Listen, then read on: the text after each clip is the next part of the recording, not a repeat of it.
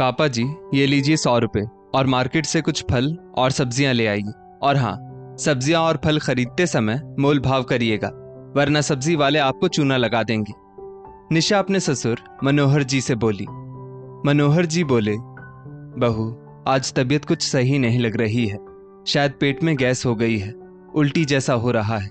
हो सके तो मेरे लिए एक गिलास नींबू पानी बना दो। निशा गुस्से में बोली, पापा जी, नहीं जाना है तो मत जाइए, मगर तबीयत सही ना होने का नाटक तो मत करिए। वैसे भी पूरा दिन घर में पड़े रहते हैं, ना काम के ना काज के, दुश्मन अनाज के। रोज के फल सब्जियां और दूध लाकर दे देते हैं तो कोई एहसान नहीं करते आप, बल्कि आपको तो कभी कभी बर्तनों को भी घस लेना चाहिए या झाड़ू फट्टा भी लगा लेना चाहिए, ताकि आपका भी खाना हजम हो जाए। अब पूरा दिन घर में बैठे रहेंगे तो गैस तो होनी ही है। और हाँ, नींबू पानी पीना है तो आपको मार्केट जाकर नींबू लाने ही पड़ेंगे। मनोहर जी रसोई में गए और पानी में इनो का शैशे खोलकर डाला और पीने लगे। वे जानते थे अगर वे फल सब्जियां लाने मार्केट नहीं गए तो निशा बहू उन्हें ताने दे देकर वैसे ही उनका जीना हराम कर देगी। इसलिए वो सब्जियों का थैला लेकर घर से निकल पड़े। तबीयत अभी भी सही नहीं लग रही थी, इसीलिए वो थोड़ी देर नीचे बने पार्क में आकर बैठ गए। बीती स्मृतियां याद कर उनकी आंखें छलक पड़ी। उन्हें याद आ गए वो दिन जब उनकी पत्नी नीरू जी जिंदा थी। दोनों पति पत्नी गांव में रहते थे। मनोहर जी स्कूल में अध्यापक थे। नीरू जी ने उनसे कभी घर के कोई काम नहीं करवाए थे। वो अकेली ही घर और बच्चा संभालती थी। अमित मनोहर जी और नीरू जी की इकलौती संतान था। अमित की 12वीं की पढ़ाई होने के बाद मनोहर जी ने उसे शहर पढ़ने के लिए भेज दिया था। पढ़ाई पूरी होने के बाद अमित की शहर में ही नौकरी लग गई थी। शहर में ही रहने वाली निशा से अमित को प्यार हुआ और फिर शादी भी हो गई। शादी के बाद अमित ने मनोहर जी और नीरू जी को अपने पास ही शहर बुला लिया था, मगर बहू निशा नहीं चाहती थी कि सास ससुर उसके साथ रहे। जब भी मनोहर जी और नीरू जी निशा से कुछ भी बात करने की कोशिश करते, निशा उसका सही से जवाब ही नहीं देती थी। पूरा दिन घर में मुंह फुलाकर घूमती थी और धीरे धीरे तो उसने घर में रहना ही बंद कर दिया, ताकि उसे सास ससुर का मुंह ना देखना पड़े। मनोहर जी और नीरू जी ये सब देखकर समझ चुके थे कि बहू को उनका यहाँ रहना पसंद नहीं है, इसलिए दोनों वापस अपने गांव चले आए थे। वे लोग खुद भी बेटे बहू की गृहस्थी में कोई अड़चन नहीं चाहते थे, इसलिए उन्होंने सोच लिया था कि वे लोग अब कभी वापस शहर नहीं जाएंगे। उनकी बहू निशा उनके बेटे अमित को खुश रखे, बस वे भी इसी में खुश थे। अमित भी तो माँ पिताजी पर जान छिड़कता था। वो तो माता पिता को वापस गांव जाने नहीं देना चाहता था, मगर निशा के व्यवहार से तंग आकर कुछ कह नहीं पाता था।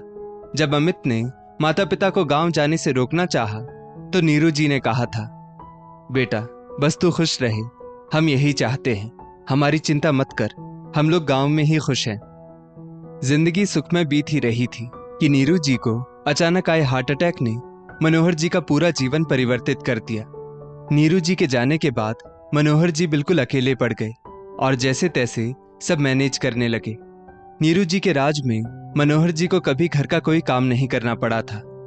वहीं अब नीरू जी के चले जाने के बाद मनोहर जी घर के सारे काम खुद करने लगे। बेटा अमित मनोहर जी को गांव में अकेले नहीं रहने देना चाहता था, इसीलिए वो मनोहर जी से बार बार शहर आने की जिद करता था। मगर मनोहर जी अपनी बहू निशा के स्वभाव से वाकिफ थे, इसलिए शहर आने को तैयार नहीं थे। यहाँ शहर में जब निशा को पता चला कि मनोहर जी को रिटायरमेंट के बाद बहुत सारे पैसे मिले हैं, तो वो अमित से जिद करने लगी कि वो पापा जी को गांव से यहाँ वापस शहर ले आए। अमित को निशा में आए बदलाव का कारण समझ नहीं आया। वो बोला, निशा, तुम्हारे व्यवहार के कारण अब तक मम्मी पापा हमारे साथ रहने को तैयार नहीं थे। यहाँ तक कि मम्मी के निधन के बाद भी पापा यहाँ आकर रहने को तैयार नहीं है, और अब अचानक तुम मुझे कह रही हो कि मैं पापा को यहाँ शहर ले आऊं। गांव से पापा को लाने के बाद यदि तुम फिर से उनके साथ रूखा व्यवहार करोगी तो वो बेचारे तो जीते जी मर जाएंगे। निशा बोली, अमित, मैं अपने किए पर शर्मिंदा हूँ। काश मैं ये बात पहले ही समझ जाती कि माता पिता तो हमारे घर की मजबूत नींव होते हैं। मगर कोई बात नहीं, देर आए दुरुस्त आए, अभी भी देर नहीं हुई है। तुम पापा जी को यहाँ ले आओ ताकि मैं उनकी सेवा कर पाऊं। वे बेचारे अकेले वहां सब कुछ कैसे मैनेज करते होंगे। अमित निशा में आए बदलाव से खुश था और वो अगले ही दिन मनोहर जी को गांव से शहर लाने के लिए चल दिया। मनोहर जी वापस शहर बिल्कुल नहीं आना चाहते थे, मगर अमित बोला कि उनकी बहू निशा का स्वभाव पहले से बहुत बदल चुका है, बल्कि निशा ने ही अमित को उन्हें गांव लेने भेजा है। ये सुनकर मनोहर जी अपने बेटे अमित के साथ वापस शहर चले आए थे। मनोहर जी को भी गांव में अकेलापन खूब अखरता था, इसलिए बेटे के आग्रह पर वो उसे मना नहीं कर पाए। निशा ने 2-4 दिन मनोहर जी को भरपूर सम्मान दिया, मगर अब उसने अपना असली रंग दिखाना शुरू कर दिया था। निशा अमित के सामने तो मनोहर जी से खूब अच्छा व्यवहार करती, मगर जैसे ही अमित ऑफिस चला जाता वैसे ही निशा गिरगिट की तरह रंग बदल लेती। अमित, देखो ना, मैंने कितनी बार पापा जी से कहा है कि दूध सेहत के लिए बहुत फायदेमंद होता है, मगर तुम्हारे पापा दूध पीने को तैयार ही नहीं है। निशा अमित के सामने ऐसे दिखाती कि उससे ज्यादा ख्याल पापा जी का कोई नहीं रखता। अमित भी निशा की हाँ में हाँ मिलाकर कहता, पापा, अगर आप दूध नहीं पिएंगे तो शरीर में कैल्शियम की कमी हो जाएगी और वृद्धावस्था में हमारी हड्डियों को कैल्शियम की बहुत जरूरत होती है। कहते हुए अमित मनोहर जी के हाथ में दूध का ग्लास पकड़ा देता, मगर जैसे ही अमित ऑफिस जाता निशा मनोहर जी को खूब खरी खोटी सुनाती, यहाँ तक कि उनके हाथ से दूध का ग्लास तक छीन लेती और कहती, बुढ़े, ये सब फ्री में नहीं आता है। दूध, दही, सब्जी और फल सभी के पैसे लगते हैं। तुम्हें यहाँ रहना है तो हर महीने अपना खर्चा देना होगा, समझे? निशा का ये दुर्व्यवहार मनोहर जी को अंदर तक झकझोर देता, मगर वे अपने भोले भाले बेटे अमित से भला क्या कहते। अमित को तो निशा ने अपनी मीठी मीठी बातों के जाल में फंसा कर रखा था। अमित तो कुछ जानता ही नहीं था कि उसकी पत्नी के दिल में कुछ और है और जबान पर कुछ और। निशा की नजर सिर्फ मनोहर जी के गांव के घर और पैसों पर थी, मगर मनोहर जी अपने बेटे की वजह से सब कुछ सहन कर रहे थे। मनोहर जी अमित से बहुत प्यार करते थे और उसकी भावनाओं को ठेस नहीं पहुंचाना चाहते थे। अमित तो सिर्फ वही देख पा रहा था जो निशा उसे दिखाना चाहती थी। पार्क में बैठे मनोहर जी का ये सब सोचते सोचते आंखों में पानी आ गया। इतने में उन्हें ध्यान आया कि अगर वो सब्जियां लेकर समय पर घर पर नहीं पहुंचे तो बहू फिर से उनका अपमान करने से नहीं चूकेगी। निशा गिन के उन्हें सिर्फ 100 रुपए देती थी, जैसे किसी काम वाली बाई को दे रही हो। मनोहर जी सब्जी और फल लेकर हाँफते हाँफते घर पहुंचे तो देखा कि अमित ऑफिस से आ गया था। अमित उनको देखते ही बोला, पापा, आप क्यों सब्जी लेने गए थे? निशा घर में ही तो थी। आपसे कितनी बार कहा है मैंने, ये दौड़ने भागने वाले काम आप मत किया कीजिए। अब देखिए कितनी सांस फूल रही है आपकी। आप यहाँ बैठिए आराम से। और फिर वो निशा को आवाज देते हुए बोला, निशा, पानी लाओ पापा के लिए।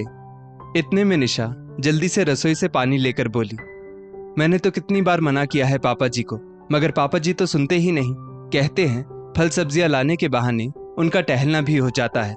मैंने तो इन्हें कितनी बार मना किया है अमित कि मेरे होते हुए आपको भला सब्जियां लाने की क्या जरूरत, मगर पापा जी कहते हैं खाना खाने के बाद उन्हें टहलने की आदत है, इसलिए सब्जियां लेने चले जाते हैं। अमित बोला, पापा, निशा के होते हुए आपको ये सब काम करने की कोई जरूरत नहीं। आप बस यहाँ आराम से रहिए। और आपको तो खुश होना चाहिए कि आपको इतनी समझदार बहू मिली है जो आपकी सेहत और आपके खाने पीने का इतना ख्याल रखती है। मैं और निशा हैं यहाँ पापा, हमारे होते हुए आपको कोई काम करने की जरूरत नहीं। मैं तो चाहता हूँ आप इस उम्र में अब आराम करें, बस अच्छा खाएं पिए और अच्छी जिंदगी जिए। जवानी में आपने बहुत मेहनत की है, बस अब आराम करिए। निशा बीच में बोली, वही तो अमित, मैं भी पापा जी से यही कहती हूँ कि हमारे रहते आपको काम करने की कोई जरूरत नहीं, मगर पापा जी मेरी तो सुनते ही नहीं। अब तुम ही समझाओ इन्हें। मनोहर जी बेटे बहू की गृहस्थी में क्लेश नहीं डालना चाहते थे, इसलिए अमित को कभी कुछ बताते नहीं थे।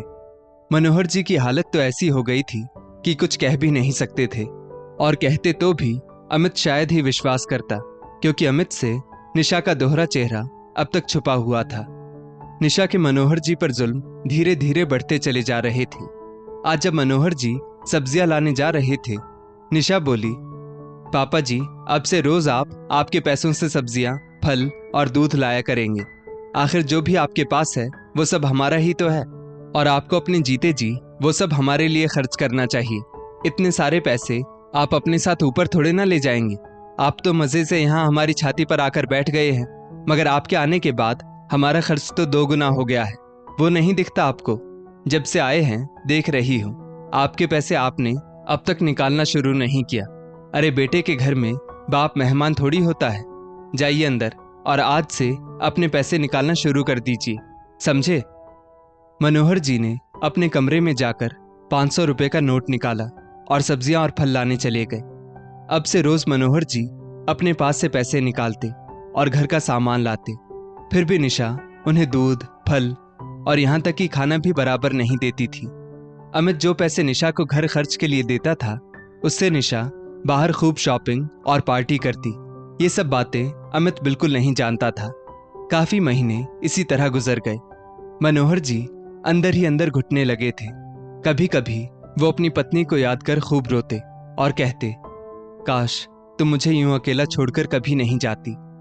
आज भारी बारिश की चेतावनी थी, जिस वजह से अमित और बाकी स्टाफ को ऑफिस से जल्दी छुट्टी मिल गई। अमित ने सोचा, चलो आज जल्दी पहुंचकर पापा और निशा को सरप्राइज दूंगा। अमित जैसे ही घर पहुंचा, उसे बाहर तक निशा के चिल्लाने की आवाज सुनाई पड़ी। उसने खिड़की से अंदर झांक कर देखा तो उसके पापा की थाली में 2 रोटी और एक सूखी सब्जी थी। मनोहर जी से रोटी सूखी सब्जी के साथ गले से उतारी नहीं जा रही थी। बस इसी बात पर निशा उन पर बहुत चिल्ला रही थी और कह रही थी, हाँ, आपको तो रोटी सब्जी के साथ दही और दाल भी चाहिए। आपका बेटा बेचारा वहां ऑफिस में दिन भर काम करता है और आपको यहाँ खाने में 4 पकवान चाहिए। यदि रोटी गले से नहीं उतर रही है तो पानी में भिगोकर खा लीजिए। बस यही खुद की किस्मत समझिए कि 2 वक्त का खाना मिल जाता है। बेचारे मनोहर जी ने जैसे तैसे वो खाना खत्म किया और अंदर अपने कमरे में चले गए। थोड़ी देर में अमित ने डोरबेल बजाई और वो अंदर आ गया। निशा बोली, अरे वाह, आज आप जल्दी आ गए। आइए बैठिए, गरम गरम खाना भी तैयार है। कहकर निशा अंदर से पनीर की सब्जी, दाल, सलाद, दही, रोटी और चावल ले आई। अमित ने जब अपनी थाली में इतने सारे पकवान देखे, वो बोला, पापा ने खाना खा लिया निशा? निशा बोली, हाँ, पापा को तो मैं जल्दी खाना खिला देती हूँ ताकि उनका स्वास्थ्य खराब ना हो। आप तो जानते ही हैं, पापा को गैस की समस्या है, इसलिए पापा जितना जल्दी खा लेते हैं उनका शरीर ठीक रहता है। अमित मन ही मन गुस्से में उबल रहा था। वो अपनी आंखों से सब देख चुका था कि कैसे उसकी पत्नी उसके पापा को खाना खिला रही थी। उतने में निशा के मोबाइल पर उसकी सहेली का फोन बज उठा। निशा फोन लेकर अपने कमरे में सहेली से बात करने चली गई। अमित को खाना खाने की बिल्कुल भी इच्छा नहीं हुई। वो भी निशा के पीछे पीछे अपने कमरे में गया तो उसने देखा निशा हंस हंस के उसकी सहेली को बता रही थी, अरे बुढ़े के गांव का घर और रिटायरमेंट के पैसे अब हमको ही मिलेंगे, इसलिए तो अच्छी बहू बनने का ढोंग करना पड़ा अमित के सामने, ताकि अमित अपने बुढ़े बाप को यहाँ ले आए। गांव का घर भी मैंने किराए पर चढ़वा दिया है और उसका किराया भी हम ही खा रहे हैं। और तुझे एक खुशखबरी देनी थी। तू तो जानती है आजकल घर का खर्चा बुढ़े की जेब से निकलवा रही हूँ, जिस वजह से अमित ने जितने भी पैसे घर खर्च के लिए दिए हैं सारे पैसे इकट्ठा हो गए हैं। चल कल पार्टी करते हैं। बोलकर निशा हंसने लगी, मगर उसने जैसे ही अमित को पीछे खड़ा पाया उसके होश उड़ गए। अमित की आंखें गुस्से के मारे लाल हो चुकी थी और उसने निशा के गाल पर एक तमाचा जड़ दिया। उस तमाचे की आवाज इतनी भारी थी कि मनोहर जी भी अपने कमरे से बाहर आ गए। अमित बोला, निशा, 100 दिन सोनार के 1 दिन लोहार का। आज शायद भगवान ने इसीलिए मुझे ऑफिस से जल्दी घर भेजा ताकि मैं तुम्हारा ये रूप देख सकूं। तुमने मेरे पापा पर इतने अत्याचार किए, उनसे इतना काम करवाया और ना जाने कितने ही ताने दिए। देख लेना, भगवान एक दिन तुमसे एक एक बात का हिसाब लेगा। और पापा, आपने मुझे कुछ बताया क्यों नहीं?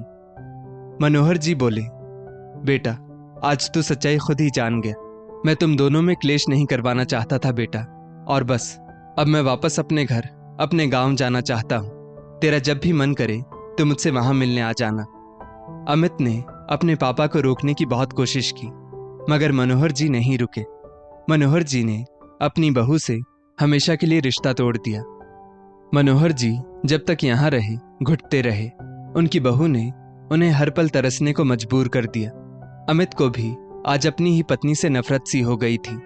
वो बोला, निशा, तुम इतनी गिर सकती हो मैंने कभी सपने में भी नहीं सोचा था।